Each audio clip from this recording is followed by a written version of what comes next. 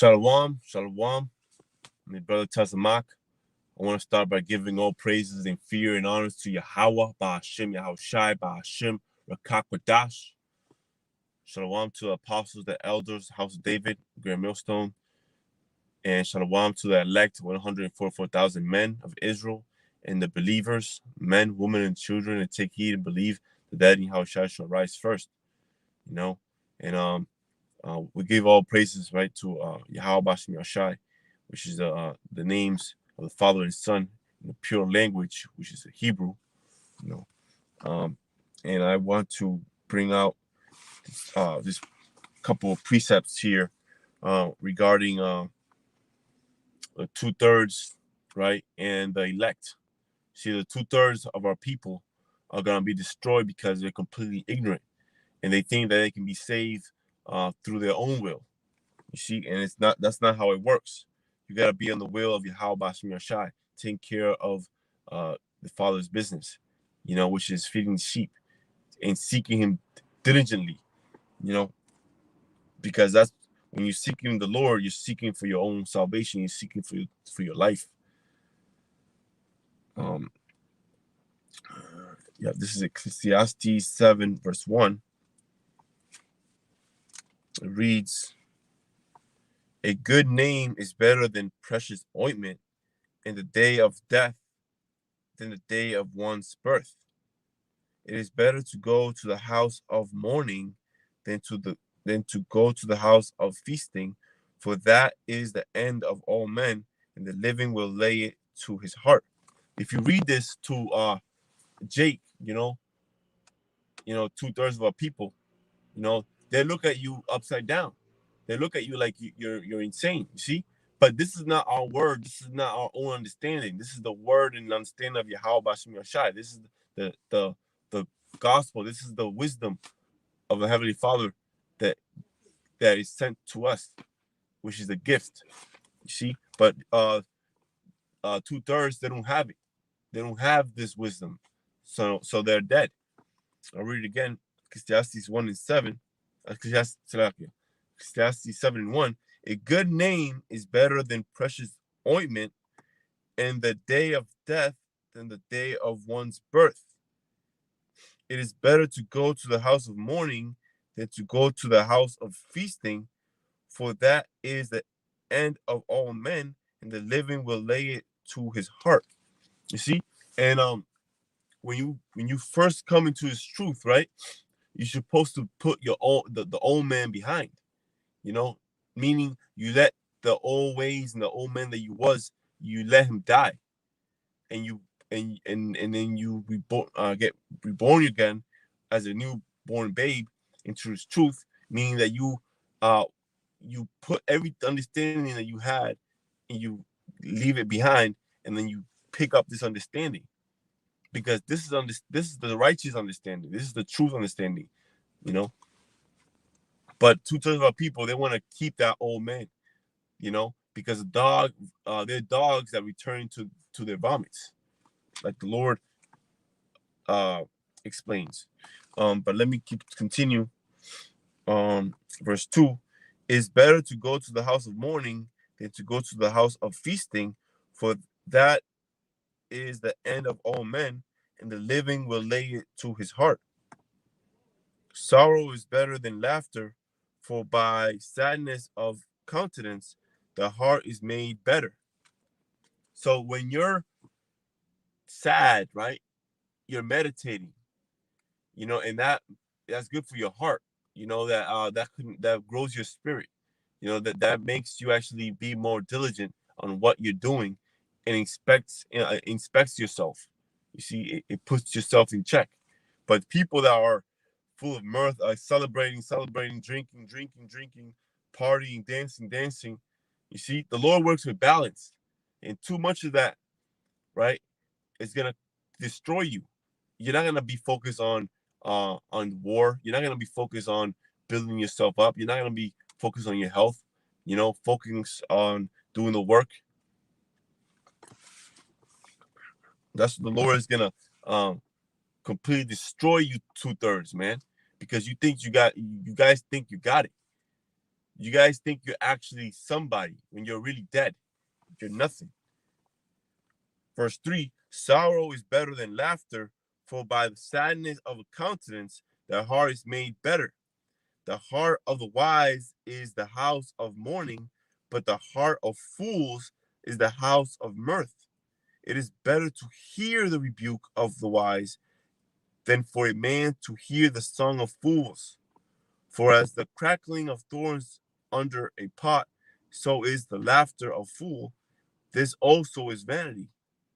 Surely oppression maketh a wise man mad, and a gift destroyeth the heart.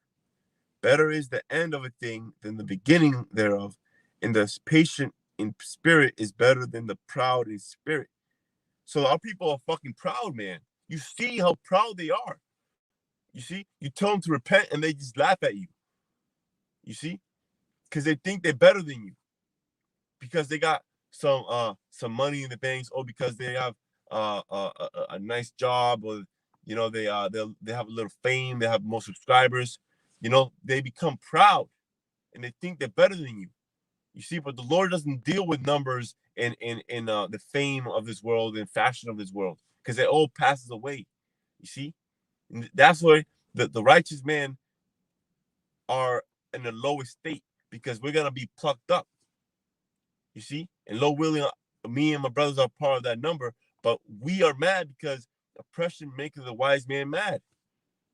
You see, and we see our people completely destroyed, and at the same time, they want to kill the prophets. They want to kill the righteous men that are trying to guide them into the right direction. See,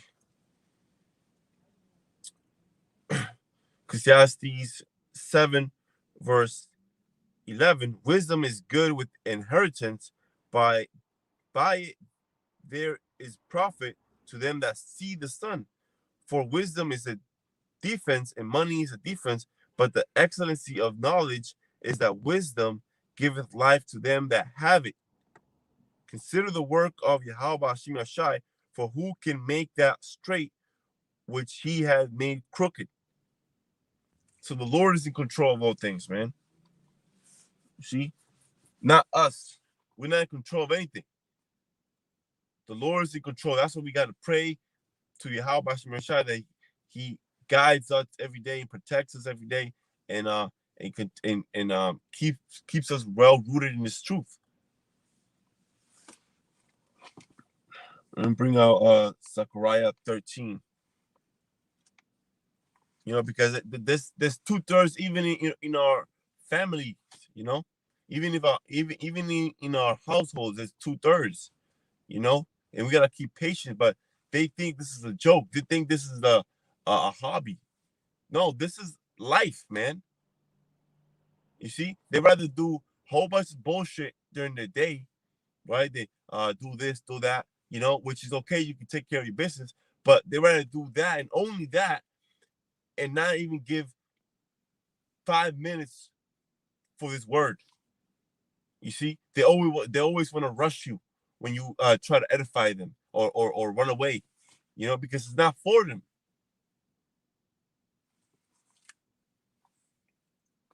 That's what Yahweh is gonna fucking destroy you, man. You wicked 2/3, man. Always trying to push your own brothers away from His truth. It's already bad enough that you're not as seeking the Lord, but then it also bothers you that you have a brother that's also seeking and trying to edify you.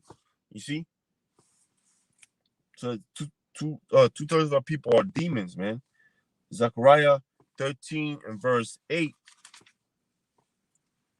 says, I started at verse 7.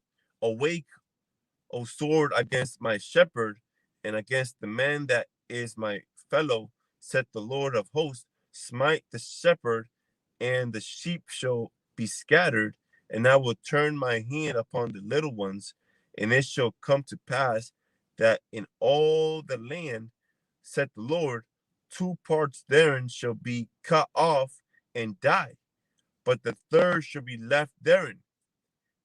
And I will bring the third part through the fire, and will refine them as silver is refined, and will try them as gold is tried. They shall call on my name, and I will hear them, and I will say, it is my people, and they shall say, the Lord is my power. So the Lord is only going to save 1/3 of Israel, 1/3 of our people. You see that? It's gonna and they're gonna be tried to fire, you know, and they're gonna be esteemed as gold. You see that? Because we're enduring. You see that? And that's what we gotta focus, that we actually endure all these trials and tribulation, you know, through faith. You have to have faith. And that's what 2/3 of our people are lacking.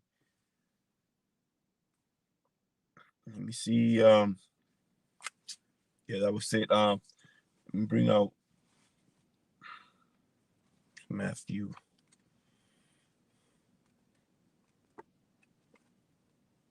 So there's no point of you speaking to these 2/3, man, because these 2/3 that they want to rush the word. They they tell you, oh, hurry up, hurry up. I got things to do. You see that? Because they don't love Yahweh Bashim Yashai. They despise him.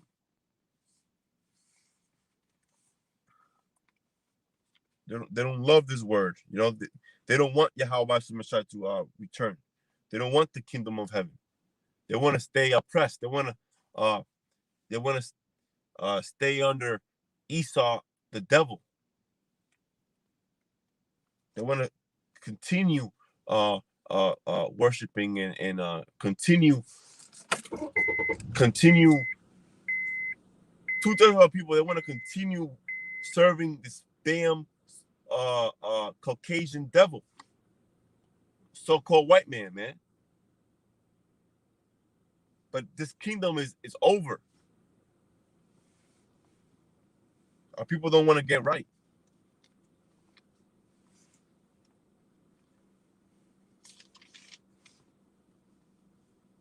All right, this is Matthew 7. Matthew 7, verse. I'll start at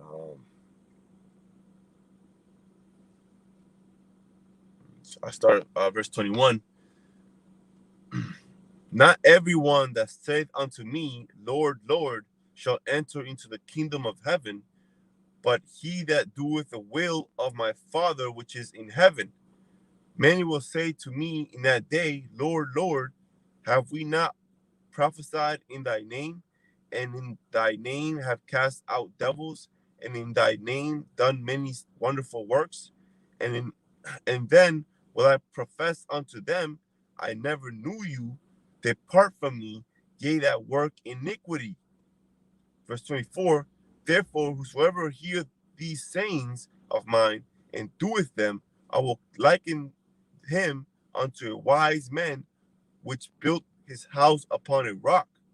And the rain descended, and the floods came, and the winds blew and beat upon that house, and it fell not, for it was founded upon a rock. Verse 27, and the rain descended, and the floods came, and the winds blew and beat upon that house, and it fell, and great was the fall of it. And it came to pass, when Yahushua had ended these sayings, the people were astonished at his doctrine, for he taught them as one having authority, and not as the scribes. You see that? Because the authority of Yahushua comes from Yahweh. You see that? Which is the ultimate power, the ultimate power, ultimate authority, the Alpha and Omega. So you gotta understand, the scribes, they didn't have no power like that when they spoke. You see, but Yahweh Bashim Ashai, when he spoke, right, it was with authority, because he knew that this is the path of life, And then if you didn't take this path of life, this doctrine, then you're dead. It's a serious matter, man. It was sincere. It wasn't a business. It wasn't like this type of business here that you see now with the scribes, you know, in this world, or even back then, where it's all about money. It's all about pay to be part of the Passover. You know, do this, do that. No, it's all sincere, man. Let me see. There was a point also. Let me bring it back. Right, and not all men that say Lord, Lord is actually a man of the Lord, because there's a lot of hypocrites, man. And the Lord is not, and the Lord does not deal with those men that are hypocrites. Let me see. Luke 13. Actually, let's see. Sorry, yeah, that's it.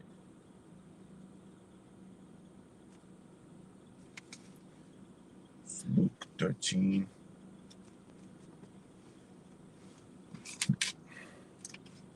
It's unbelievable, man. It's unbelievable how our people are. They rather gang bang. They rather commit adultery. They rather do tons of drugs and just live on in a life that's just meaningless, completely meaningless. Luke 13, verse 27. But he shall say, I tell you, I know you not whence ye are. Depart from me, all ye workers of iniquity. There shall be weeping and gnashing of teeth when ye shall see Abraham and Isaac and Jacob and all the prophets in the kingdom of power, and you yourselves thrust out. Woo! Wow, man. Wow. See, 2/3 of the people, they're going to cry, man. They're going to cry a lot when they see the elect in those chariots, man. The elect with power, you see? And they're going to be thrust out. Oof. Wow. Let me see if we got any more meat here. Verse 29, and they shall come from the east and from the west and from the north and from the south, and shall sit down in the kingdom of power.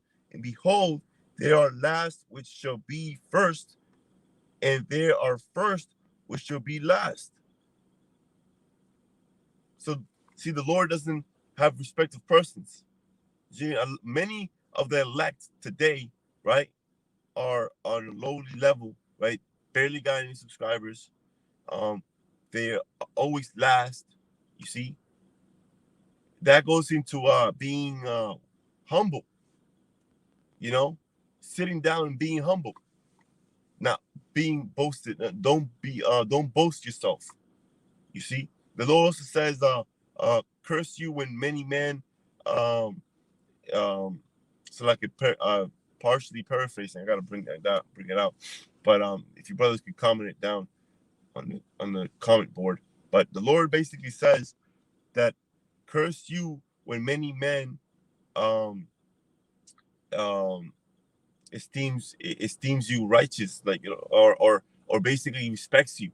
When many men respects you, right, then the Lord says curse you, because the true men of the Lord don't have a lot of followers. The true men of the Lord are despised, because this is not the righteous world. This is the wicked world.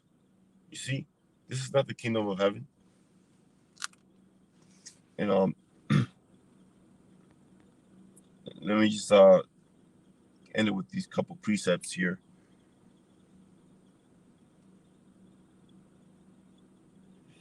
Yep. So I'll bring out Second Esdras.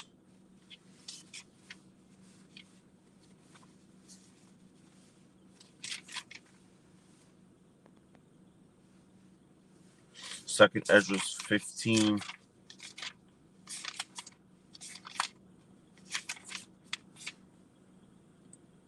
Yeah, Second Ezra 15:1. Behold, speak thou in the ears of my people the words of prophecy, which I will put in thy mouth, said the Lord, and cause them to be written in paper, for they are faithful and true. Fear not the imaginations against thee, let not the incredulity of them trouble thee that speak against thee. For all the unfaithful should die in their unfaithfulness. Right? That word for incredulity, um, it goes into I actually googled it. It's incredulity, the state of being unwilling. You see, because our people are unwilling to get right. Our people are unwilling to serve Yahweh Shem Shai. They're unwilling, and also unable to believe something because they don't believe things that are not seen. They don't believe Yahweh Shem Shai. They believe Esau. They believe the devil. You see, they believe that this wicked kingdom is gonna last forever, and they believe that they're gonna be stuck in slavery because see they want to be free, but at the same time they still trust in Esau. How does that make sense? How can you trust your enemy? Uh, Second Ezra 15, verse 5. Behold, said the Lord, I will bring plagues upon the world, the sword, famine, death, and destruction. For wickedness hath exceedingly polluted the whole earth, and their hurtful works are fulfilled. Therefore, said the Lord, I will hold my tongue no more as touching their wickedness, which they profanely commit, neither will I suffer them in those things in which they wickedly exercise themselves. Behold, the innocent and righteous blood crieth unto me, and the souls of the just complain continually. So the elect and two-thirds of our people, they're crying out continually. The righteous souls, they're continually crying out for the Lord to come back and save us. You see? So the Lord is not going to care for two-thirds of our people because he's gonna come save the elect and two-thirds in Salaki, the elect of Israel and the one-third, but the two-thirds they're gonna be completely destroyed. They're gonna receive judgment here, man, because of their wicked works. See, you sow what you reap. So the Lord is not gonna be with you if you are wicked. So you gotta listen. You gotta listen. This is if you this the time is ticking, and the doors of repentance are really closing down very fast now. You see time moving fast. Esau getting ready to do follow through with his last move. You see, so that just goes into the prophecies. The Lord is coming, to save the elect, and He's gonna burn up this place. If you're not sealed through His word, then it's over. It's over for you. It's over for Esau. It's over for his kingdom.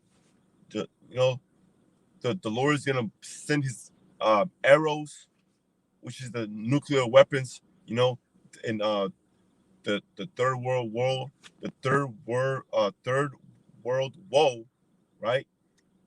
Which is in the scriptures, is around the corner, and basically you could say it's here because people don't understand what's going on. They're completely blinded. They don't have the eyesight. They don't have the candles. They're looking at distractions. They're looking at fake numbers of COVID death. They're looking at things that don't even matter, man. You gotta be looking at the spiritual things, not the carnal things. Wearing a fucking mask on your face, What's that gonna do to you? That's not gonna save anything, man. That's not gonna save your soul. Yeah, I'm gonna close it. Let me see. Get my closing preset. Yep, right here. Yep. Second Ezra 16 and verse 17. Woe, let me see. Yeah, for 18. The beginning of sorrows and great mournings, the beginning of famine and great death, the beginning of wars, and the powers shall stand in fear, the beginning of evils. What shall I do when these evils shall come? Behold, famine and plague, tribulation, and anguish are set as scourges for Amident, Salakia, Amen, and amendment, verse 20. But for all these things, they should not turn from their wickedness, nor be always mindful of their scourges. Behold, victuals shall be so good cheap upon earth that they shall think themselves to be good in to be in good case, and even then shall evils grow upon earth, sword, famine, and great confusion. For many of them that dwell upon earth shall perish of famine, and other that escape the hunger shall the sword destroy. So there's no escaping. The only way you can be saved is through this gospel and following the word and the commandments. You see, there's no other way. Verse 22, for many of them that dwell upon the earth shall perish of famine, and the other that escape the hunger shall the sword destroy. And the dead shall be cast out as dung, and there shall be no man to comfort them. For the earth shall be wasted, and the cities shall be wasted down, or shall be cast down. There shall be no more left to till the earth and to sow it.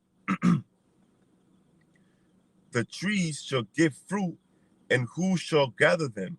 The grapes shall ripen, and who shall tread them? For all places shall be desolate of men, so that one man shall desire to see another and to hear his voice. See, that goes into a famine of the word. The famine of the word. It's like I'm kind of tired. My voice is getting rough. But yeah, man, the famine of the word is here. And it's becoming more evident. So we got to make sure that we gird ourselves, right? Take advantage that we can still call our brothers and see videos, you know, and edify each other and sharpen each other, because this is it, man. This is it. This is the time and moment that our forefathers been always waiting for.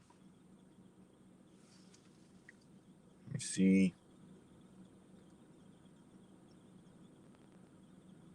Verse 28, for of a city there should be 10 left, and 2 of the field which shall hide themselves in the thick groves and in the cleft of the rocks. As in the orchard of olives, upon every tree there are left 3 or 4 olives, or as when a vineyard is gathered, there are left some clusters of them that diligently seek through the vineyards.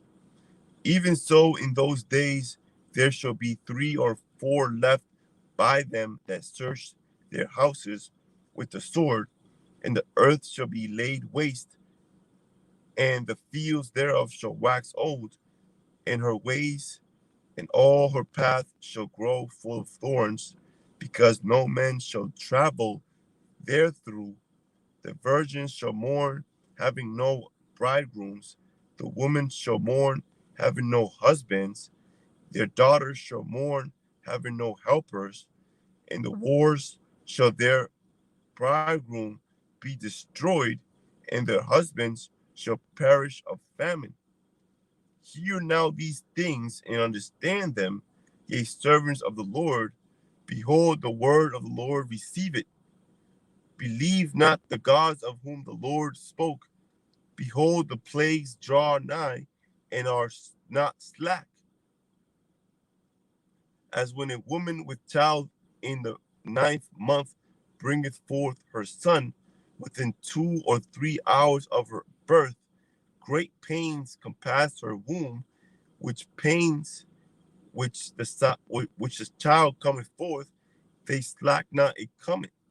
Slack, yeah.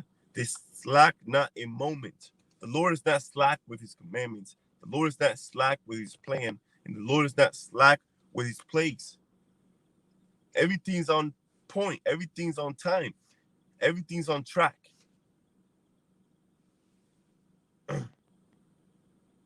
Verse 39, even so shall not the plagues be slack to come upon the earth, and the world shall mourn, and sorrows shall come upon it on every side.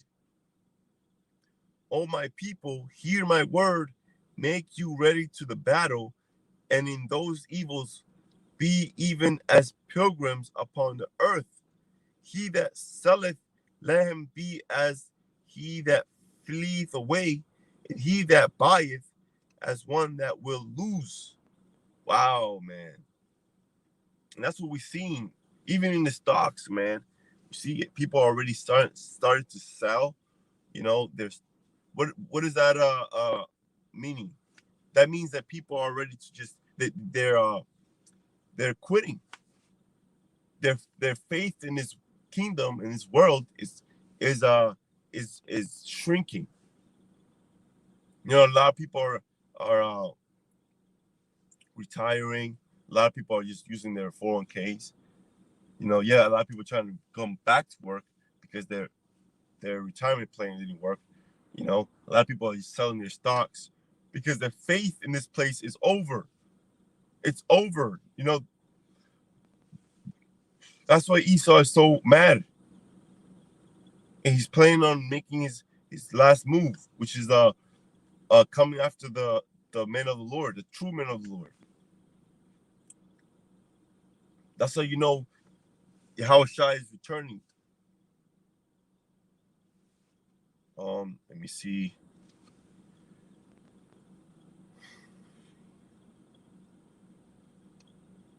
Verse 42, he that occupieth merchandise as he that hath no profit by it, and he that buildeth as he that shall not dwell therein, he that soweth as if he should not reap, so also he that planteth the vineyard as he that shall not gather the grapes.